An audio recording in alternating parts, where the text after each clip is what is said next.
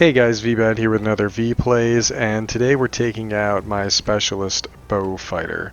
I'm actually working towards getting German aircraft kills, and you have to do that in a British aircraft in order to satisfy the missions that are going on this weekend. So, Beaufighter. It's been a while since I've done a video on this, or I've even played it. The Beaufighter is a Tier 5 British heavy aircraft, and in a lot of ways this kind of sets the tone for what you're going to be running into for the rest of the time that you're playing the British heavy aircraft. It does change once you get to about Tier 9, Tier 10, but you see a interesting reliance on the air-to-ground ordnance when it comes to the British heavies. They do sport very heavy forward armament, but they lack the altitude and airspeed that you normally would see from like the American or the German counterparts. In a lot of ways, this aircraft and much of its similar aircraft in the line are going to be a very low forgivability, if you would, aircraft. Essentially, if you don't kill the thing you're going after and you don't have a good escape route, you're pretty much done for. It's like a no mistakes aircraft. You'll see here we're vectoring in, going after other heavies. We're almost up to our altitude cap already. The thing doesn't get much over 5,000, which is pretty good for Tier 5, but it doesn't get much better as you get further along, and you'll find that the Germans and Americans are going to have a better altitude performance. And here we are getting in on the back of a Beaufighter. An important thing to note when flying any aircraft with a mixed gun loadout, you're going to have to pick which set of guns have the most damage potential. In this case, it's going to be these 420s, and you're going to have to learn how to pull the lead for that particular weapon system. The other ones are bonus damage, because once an aircraft kind of straightens out its flight profile, you'll be able to get those guns on target easy enough. But the lion's share of the damage is going to come from my 20s. So those Brownings, because I got 6 of them on the wings, I'm not even concerned about them. If they light an aircraft on fire, if they do a little bit of bonus damage, awesome. But as far as I'm concerned, this is an aircraft with only 4 20mm cannons. And once you get your head wrapped around that and you start learning the proper lead profile, you'll start to see the health attrit away very rapidly, as you saw with that target right there. Coming in on this SE-100. This is another situation where we gotta kill this guy, otherwise we're gonna be in some serious hurt. Managed to roll over on the target. It is also very wise to roll your aircraft so that way you're pulling up into the target. So if the aircraft is diving, roll the aircraft and kind of pull into them. Otherwise you're going to find yourself having some weird flight characteristics when you start operating kind of that pitch down or negative G environment. I do have to kill some German aircraft, and while I could go back and continue to defend the middle, there are 2 German bombers up here, so I can start working towards my objective, because even if this ended up being a loss, I'd at least be able to make some type of forward momentum and not feel too upset about a lost game. Oh, didn't get a chance to go after the other bomber. We're going to head back to the middle and look for some more targets. The boost management on this aircraft is also very important. I have an engine restarter on here, which is contrary to what I've been telling people and what I've been doing. I should have a cooler consumable on this.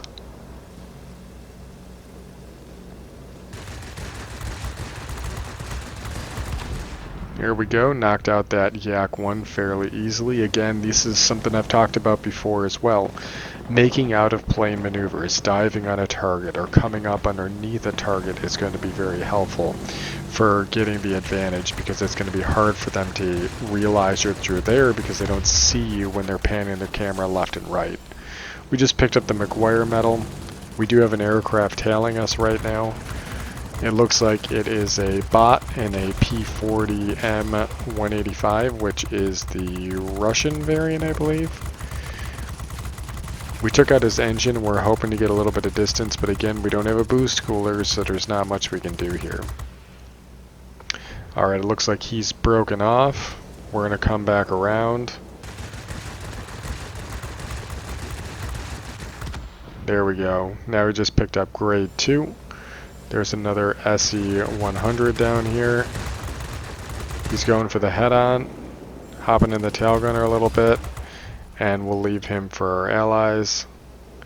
So the Beaufighter is also not very good at climbing, so that is something we also see in some of the earlier British heavy aircraft.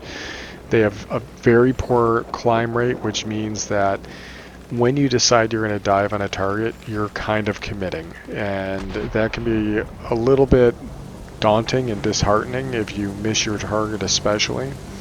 But once you start to figure it out, and it's going to take some time and it's going to be a bit of a headache at first, you can knock out aircraft fairly easily. There you go. You just saw that we had, oh, Blenheim. Cool. You saw that we were climbing and we were losing a lot of airspeed when we went after that one bomber.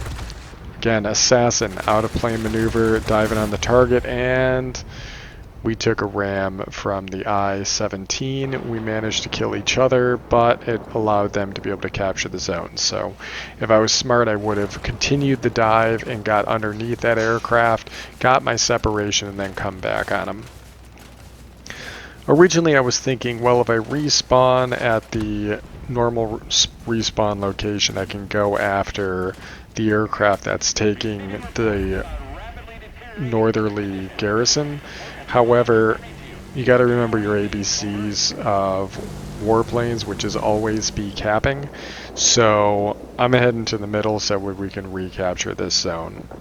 That's going to be what allows us to be able to win the battle. Killing aircraft is fine, but it doesn't help you get capture points unless you're killing those aircraft in zones, right? Diving on the player, he's going to be the primary target. Want to make sure we're knocking them out. Again, we're kind of diving on this target. Relatively shallow dive, but we were indeed diving. Knocked him out, and we picked up the zone. Smoke check probably had no idea that we were even there. He may have seen a heavy on the mini-map, but it was probably not in his field of view of his camera, which is something to be aware of as well. We're playing against the human portion in this game. Alright, another German bomber trying to get our tally up here for German aircraft killed with a British aircraft. Got him. Secured a little bit more of the zone. Just picked up here the Sky Badge and Grade 1 Fighter, which is essentially the same thing, and Flying Paladin and Guardian. So we got quite a few medals right now, which is good for us because that's going to give us a bit of tokens. Remember that if you get a token from getting a medal, you can't get another one of those tokens until it resets for the daily reset. So if I got another Guardian tonight, I wouldn't get another medal for, or another token for that medal. I have to wait for the daily reset. Okay, so we see that P40 that gave us a bit of a hard time earlier. Again, a few good hits in. He is turning past us, so we're just going to keep going forward. A little bit of vengeance on this I-17.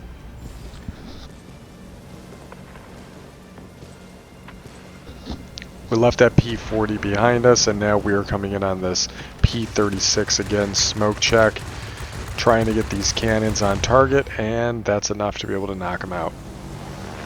It's a lot of aircraft that are now knocked out during squall line. Here's the Blenheim F again, and we managed to get a few hits in on them, which allowed us to be able to get 75 points from it.